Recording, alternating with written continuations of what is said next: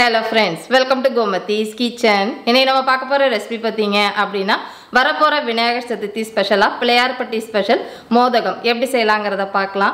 இந்த மோதகம் செய்யிறதுக்குன்னு பாத்தீங்கன்னா கொழுக்கட்டை மாவு கடையில வாங்கணும் அப்படி இல்லனா வீட்லயே மாவு வந்து ஊற வச்சு அரிசி மாவு தயாரிக்கணும் அப்படின்லாம் இல்லங்க.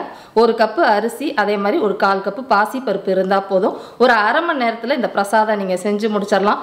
பிகினர்ஸா இருந்தா கூட இது ஈஸியா செஞ்சு முடிச்சிரலாம். ரொம்பவும் விசேஷமானது. விநாயகர் சதுர்த்திக்கு செய்யிறது கட்டாயமா ட்ரை பண்ணி பாருங்க. இதே மாதிரி பாத்தீங்கன்னா நம்ம சேனல் விநாயகர் சதுர்த்திக்கு செய்யக்கூடிய பிரசாதங்கள் ஆல்ரெடி நம்ம சேனல்ல போட்டுருக்கறேன். அதாவது எல்லா ரெசிபி சேர்ந்து ஒரு வீடியோவாவும் தனித்தனியாவும் போட்டுருக்கறேன். வீடியோ லிங்க் கீழ டிஸ்கிரிப்ஷன்ல இருக்கு. விருப்பப்பட்டா செக் பண்ணி பாருங்க. இப்போ வாங்க இந்த மோதகம் எப்படி செய்யலாம்ங்கறத பார்க்கலாம். கோமதிஸ் கிச்சனை சப்ஸ்கிரைப் பண்ணாதவங்க சப்ஸ்கிரைப் பட்டனை பிரஸ் பண்ணிக்கோங்க. உடனுக்குடனே அப்டேட் வேணும் அப்படின்னா பக்கத்தில் இருக்க பெல் பட்டனில் ஆல்ங்கிற ஆப்ஷனை மறக்காமல் ப்ரெஸ் பண்ணி வச்சுக்கோங்க. இப்போ இன்றைக்கி செய்ய போகிற மோதகத்துக்கு நான் இன்றைக்கி எடுத்துருக்கிறதுன்னு பார்த்தீங்கன்னா மெஷரிங் கப்பில் 1 கப் அளவுக்கு பச்சரிசி எடுத்துருக்கிறேன். பச்சரிசி பொன்னி பச்சரிசி எடுத்துக்கலாம், மாவு பச்சரிசி ரெண்டுமே இல்லாத பட்சத்தில் சோனா மசூரி அரிசி எடுத்துக்கோங்க. இதை வந்து ஒரு 2 தடவை நல்லா கழுவிக்கோங்க. இப்போ கழுவி எடுத்துகிட்டு வந்துட்டேங்க. இதை ஊற வைக்கணும்னு அவசியம் இல்லை. இதை மாவு அரைக்கிறதுக்கு முன்னாடி இதை கொஞ்ச நேரம் காய வச்சுக்கலாம். இப்போ காய வைக்கிறதுன்னு பார்த்தீங்கன்னா இந்த மாதிரி ஒரு வெள்ளை துணியில் பரவலாக வச்சு நிழல்லையே உணர்த்திக்கோங்க. அப்படி இல்லைன்னா வெயிலில் ஒரு அரை மணி நேரம் வச்சு எடுத்திங்கனாலும் காஞ்சிரும். காயறதுன்னு பார்த்தீங்கன்னா உங்களுக்கு சுக்காவாக காயணும்னு அவசியம் இல்லை. லைட்டாக ஈரம் இருந்தால் கூட பரவாயில்ல. ஆனால் ரொம்ப சொதன்னு ஈரமாக இருக்கக்கூடாதுங்க. இப்போவே நல்லாவே காஞ்சி வந்துருச்சு. இது இருக்கட்டும். அடுத்ததாக பருப்பை வந்து வறுத்துட்டு அதுக்கப்புறமா இதை உடச்சிக்கலாம். இப்போ வந்து பருப்பு வறுத்துக்கிறதுக்கு அடிகனமான பேனை சூடு பண்ணியிருக்கிறேன். நம்ம வந்து 1 கப் அளவுக்கு பச்சரிசி எடுத்துருந்தோம் இல்லையா, அதில் 1/4 கப் அளவுக்கு பாசிப்பருப்பு எடுத்துக்க போகிறோம். சப்போஸ் உங்கள்கிட்ட மெஷரிங் கப்பு இல்லை அப்படின்னா ஒரு 250 ml அளவுக்கு டம்ளர் வச்சுருப்போம் இல்லையா, அந்த டம்ளரில் 1 கப்பு அரிசி 1/4 கப் அளவுக்கு பாசிப்பருப்பு சேர்த்துக்கோங்க. சரியாக இருக்கும். இதை நல்ல வெள்ளை துணியில் தொடச்சிட்டு சேர்த்துக்கோங்க. கழுவ வேண்டாம். இது வந்து கொஞ்சம் செவந்து வர மாதிரி மிதமான தீயில வறுத்துக்கோங்க. கருகிடக்கூடாது. இப்போ பார்த்தீங்கன்னா நல்ல ஓரளவு செவந்து வந்துருச்சு. நல்ல வாசனையாக இருக்கும். இந்த சமயத்தில் இதை ஒரு தட்டுக்கு மாற்றிக்கலாங்க. இப்போ வறுத்த பருப்பை வந்து நல்லா இந்த மாதிரி பரவலாக வச்சு இதை ஆற வச்சுடுங்க. இதை ஆறிக்கிட்டு இருக்க சமயத்துக்குள்ளேயே பார்த்தீங்கன்னா நம்ம ஏற்கனவே காய வச்சு எடுத்து வச்சுருக்கோம் பார்த்தீங்களா பச்சரிசி, அதையும் வறுத்துக்க போகிறோம். இந்தங்க ஒட்டுக்கா போட்டு நீங்கள் வறுக்கிறத விட கொஞ்சம் கொஞ்சமாக ஒரு 2 பேட்சாக போட்டு வறுத்துக்கிட்டிங்கன்னா பக்குவமாக நம்ம வறுபடுறதுக்கு சரியாக இருக்கும். இது வறுக்கிறதுன்னு பார்த்தீங்கன்னா நல்லா பொரியரிசி மாதிரி லைட்டாக வந்து பொரிஞ்சு வர மாதிரி வறுத்துக்கோங்க. ரொம்ப செவக்கணும்னு அவசியம் இல்லை. இந்த அளவுக்கு வறுப்பட்டால் போதும்.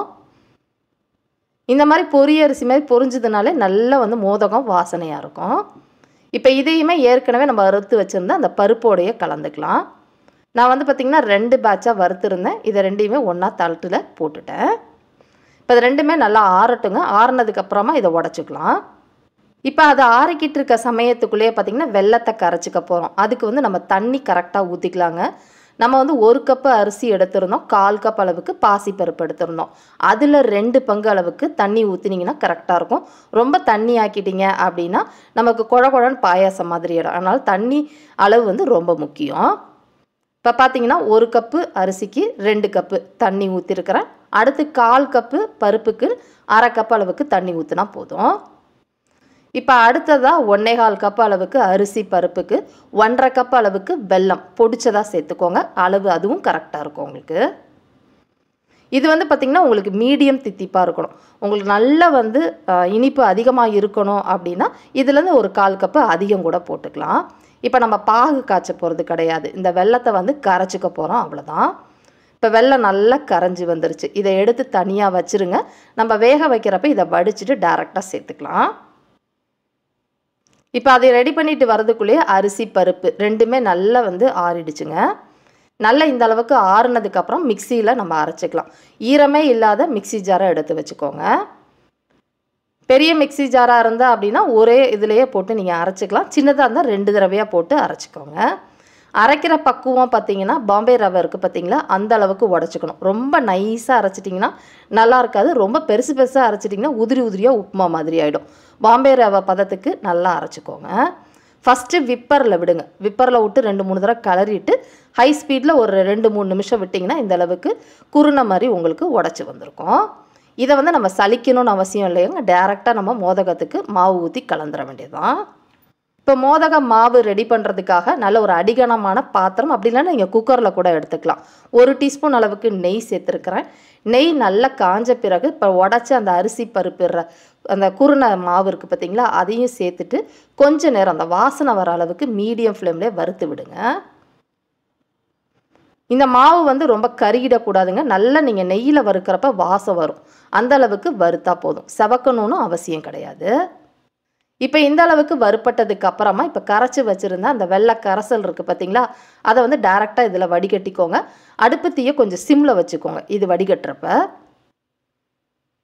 இது போட்டுட்டு கட்டிலாம் உங்களுக்கு படாதுங்க. ஏற்கனவே நம்ம வெள்ளை கரைசலும் கொஞ்சம் சூடாக தான் இருக்குது, நம்ம வறுத்த அந்த மாவுமே நல்லா வந்து வறுப்பட்டுருச்சு, அதனால் கட்டிப்படாது உங்களுக்கு. இந்த அளவுக்கு கரைஞ்சதுக்கு அப்புறமா 1 சிட்டிகை அளவுக்கு மட்டும் உப்பு போட்டுக்கிட்டீங்க அப்படின்னா அந்த இனிப்பு சுவையை உங்களுக்கு பேலன்ஸ் பண்ணி காட்டும். இந்த உப்பு போடலை அப்படின்னா இனிப்பு பத்தாத மாதிரியே உங்களுக்கு இருக்கும். இப்போ மீடியம் ஃப்ளேம்லேயே நல்லா கலந்து இதை வேக விடுங்க. கையை எடுத்துட்டிங்க அப்படின்னா அடி பிடிச்சிடும், அதனால் கலந்தே வேக வைங்க. கரெக்டாக ஒரு 5 நிமிஷத்தில் உங்களுக்கு வெந்துடும். இந்த அளவுக்கு வெந்துக்கிட்டு இருக்கப்பயே இதில் துருவின தேங்காய், அப்படி இல்லைன்னா பல்லாக இருக்கிற தேங்காய் எது வேணால் சேர்த்துக்கலாம். நான் 1/2 கப்பு ஒரு சின்ன முடி தேங்காவை துருவி நல்லா கலந்துட்டு வேக வச்சுக்கலாம். இப்போ வெந்திருக்கிறது பாருங்களேன், நல்லா ஒரு 3/4 வாசி வந்துருச்சு. 6 நிமிஷத்தில் உங்களுக்கு இந்த மாதிரி வெந்து வந்திருக்கும். இப்போ இதை வந்து கொஞ்ச நேரம் சிம்மில் வச்சுட்டு தம் போடுற மாதிரி நல்லா டைட்டாக மூடி வச்சுருங்க. அடுத்த ஒரு 2-3 நிமிஷத்துல உங்களுக்கு வெந்து மாவி வந்து கெட்டிப்பட்டிருக்கும். அப்படியே விட்டுட்டும் போயிடாதீங்க, சம்டைம்ஸ் கீழே வந்து டக்குன்னு உங்களுக்கு மாவு வந்து அடிபிடிக்க ஆரம்பிச்சிடும். இடையில இந்த மாதிரி கிளறி விடுங்க. இப்போ இதில் ஒரு 2-3 ஏலக்காவை பொடிச்சிட்டு சேர்த்துக்கலாம், வாசனைக்கு ஏற்ற மாதிரி சேர்த்துக்கோங்க. அடுத்ததாக பார்த்தீங்கன்னா இது வந்து மோதகம் பிள்ளையார்பட்டி ஸ்பெஷல். இந்த கோயிலில் பிரசாதம் சக்கரை பொங்கலோ இல்லை கேசரியோ இந்த மாதிரி மோதகம் கொடுக்குறப்ப கொஞ்சமாக வந்து பச்சை கற்பூரம் சேர்ப்பாங்க. நார்மல் கற்பூரம் கிடையாதுங்க, இது பச்சை கற்பூரம்னு கேட்டு வாங்கிக்கோங்க, இது நல்ல மணமாக இருக்கும்.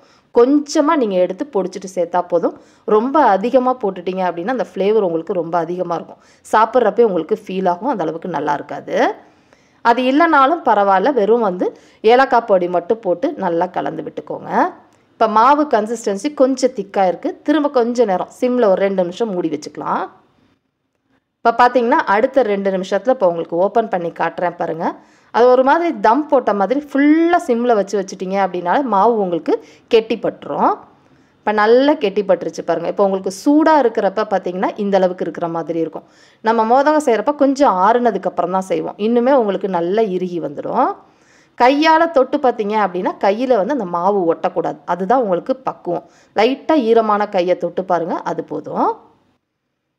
இப்போ ஓரளவு வெதுன்னு இருக்கிறப்ப இதில் நெய் ஒரு 2 டீஸ்பூன் அளவுக்கு நெய் சேர்த்துக்கிட்டிங்கன்னா உங்களோட கொழுக்கட்டை நல்ல வாசனையாக இருக்கும். ஆறுனதுக்கப்புறம் சேர்த்திங்கன்னா ஒன்றோட ஒன்று ஒட்டாது, அதனால் சூடாகவே இருக்கிறப்பே சேர்த்துக்கோங்க. இப்போ மாவு நான் கலர்றப்பே உங்களுக்கு கன்சிஸ்டன்சி தெரியும்னு நினைக்கிறேன், இந்த அளவுக்கு இருக்கணுங்க. இப்போ மாவு நல்லா ஆறிடுச்சு, கையில் வந்து லைட்டாக ஈரம் பண்ணிவிட்டு தொட்டு பாருங்கள், மாவு நல்லா இந்த அளவுக்கு இருக்கும். ரொம்ப வந்து கெட்டியாகவும் இருக்கக்கூடாது, ரொம்ப வந்து சாஃப்டாக குழன்னு இருக்கக்கூடாது. இந்த கன்சிஸ்டன்சியில் இருக்கப்போ நம்ம மோதகம் பிடிச்சிக்கலாம். உங்கள்கிட்ட மோதகம் அச்சு இருந்துச்சு இந்த மாதிரி அப்படின்னா இதில் லைட்டாக நெய் தடவிட்டு நீங்கள் மோதகம் செஞ்சுக்கலாம். அப்படி இல்லை அப்படின்னா சாதாரணமாக நம்ம உருட்டி வைப்போம் பார்த்தீங்களா, அதாவது புடி கொழுக்கட்டையிலே நம்ம உருட்டி அம்மணி கொழுக்கட்டை மாதிரி கொஞ்சம் பெருசாக வைப்போம், அந்த மாதிரி செஞ்சுக்கலாங்க, உங்கள் விருப்பம்தான். இப்போ பார்த்தீங்கன்னா நம்ம அச்சு இருந்துச்சுன்னா ரொம்ப அழகாகவே நமக்கு ஷேப்பாக இந்த அளவுக்கு கிடச்சிடும். டக்குன்னு நமக்கு செஞ்சு வச்சிடலாம் இந்த மாதிரி அச்சு இருந்துச்சு அப்படின்னா. அச்சு இல்லாத பட்சத்தில் லைட்டாக இந்த மாதிரி உருட்டிட்டு நம்ம புள்ளையார் பிடிச்சி வைப்போம் பார்த்தீங்களா, அந்த மாதிரி வந்து பிடிச்சி வச்சுக்கோங்க. கொஞ்சம் பெரிய சைஸாக புள்ளையார் பிடிச்சிக்கோங்க, நீளமாக இருக்க வேண்டாம். இப்போ இந்த மாதிரி செஞ்சதுக்கு அப்புறமா வீட்டில் டூத் பிக் வச்சுருப்போம் பார்த்தீங்களா, அந்த டூத் பிக்கை வச்சு இந்த மாதிரி லைட்டாக லைன் போட்டுக்கிட்டிங்கனாலும் உங்களுக்கு மோதகம் மாதிரி இருக்கும். சப்போஸ் உங்கள்கிட்ட அச்சு இல்லைன்னா இந்த மாதிரி கூட நீங்கள் செஞ்சுக்கலாம், ஈஸி தான். இப்போ இதே மாதிரி நான் வந்து மோதக அச்சில் எல்லாத்தையும் ரெடி பண்ணிவிட்டு உங்களுக்கு காட்டுறேன். இப்போ பார்த்தீங்கன்னா நம்ம பண்ணின மாவுக்கு கிட்டத்தட்ட ஒரு 10லேருந்து 12 மோதகம் வந்து உங்களுக்கு கிடச்சிருக்குது. இப்போ இதை வந்து நம்ம ஆவியில் அவிச்சு எடுத்துக்கலாம். இப்போ இதை ஆவியில் வேக வைக்கிறதுக்காக இட்லி தட்டில் கூட நீங்கள் அவிச்சு எடுத்துக்கலாங்க, அப்படி இல்லைன்னா ஸ்டீமராக இருந்துச்சு அப்படின்னா நல்லா தண்ணி தளதளன்னு கொளிச்சு இந்த மாதிரி ஆவி வந்ததுக்கப்புறமா வச்சிங்கன்னா உங்களுக்கு நல்லா கரெக்டாக ஈஸியாக உங்களுக்கு வெந்து வந்துடும். இப்போ இது வேக வைக்கிறதுன்னு பார்த்தீங்கன்னா மேக்ஸிமம் ஒரு 7லேருந்து 8 நிமிஷம் வெந்தால் போதும். ஏற்கனவே மாவு வெந்தது தான் அந்த சட்டுன்னு நமக்கு வெந்துடும். இப்போ பார்த்தீங்கன்னா கரெக்டாக ஒரு 6 நிமிஷத்தில் தான் மாவு நமக்கு வெந்துருச்சு. எடுத்து காட்டுறேன் பாருங்கள். உங்களுக்கு மாவு முன்னாடி வச்சதுக்கும் இப்போ வந்து நல்லா ஷைனிங்காக உங்களுக்கு தெரியும். சூடோடு எடுத்தீங்க அப்படின்னா சம்டைம்ஸ் உடையிறதுக்கு வாய்ப்பு இருக்குது. ஏன்னா அந்தளவுக்கு சாஃப்டாக இருக்கும். அதனால் கொஞ்சம் ஆறுனதுக்கப்புறம் வேறு தட்டுக்கு மாற்றிக்கோங்க. இப்போ அவ்வளோதாங்க, நல்ல ஒரு சூப்பரான மோதகம் ரெடி ஆகிடுச்சு. இதே மாதிரி அளவுகளோடு நீங்களும் செஞ்சு பாருங்கள். செஞ்சு பார்த்துட்டு எப்படி இருக்குங்கிறத கமெண்ட் பண்ணுங்கள். வீடியோ பிடிச்சிருந்தாலும் கமெண்ட் பண்ணுங்கள், லைக் பண்ணுங்கள், ஷேர் பண்ணுங்கள். மறக்காமல் கோமதிஸ் கிச்சன் சேனலையும் சப்ஸ்கிரைப் பண்ணி வச்சுக்கோங்க. தேங்க்ஸ் ஃபார் வாட்சிங்.